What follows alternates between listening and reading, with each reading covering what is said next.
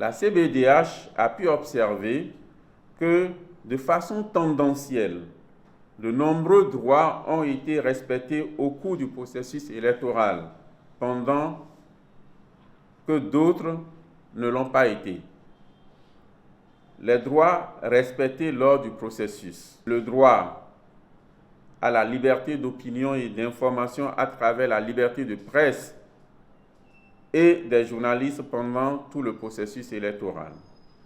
La liberté de réunion et d'association qui a conféré le droit aux citoyens de participer aux meetings, manifestations et campagnes électorales. Le droit à la sécurité et à l'intégrité physique qui permet d'assurer la protection des électeurs, candidats et observateurs par les forces de défense et de sécurité le jour du scrutin. Le droit au vote libre et secret à travers un vote sans contrainte pour la plupart des cas. Le droit à l'observation électorale qui a permis à la CBDH de déployer des moniteurs sur l'ensemble du territoire national.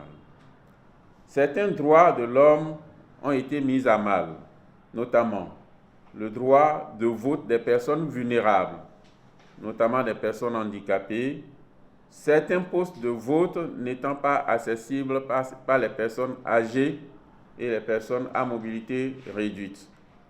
Il n'y a pas de rampe, par exemple, dans certaines localités pour les personnes handicapées ou à motricité réduite.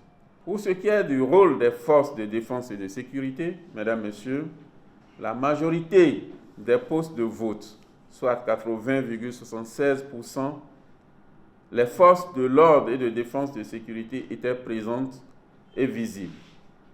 L'observation des comportements de celles-ci renseigne qu'elles ont adopté une attitude favorable à 99,02% au bon déroulement du vote conformément aux dispositions en vigueur.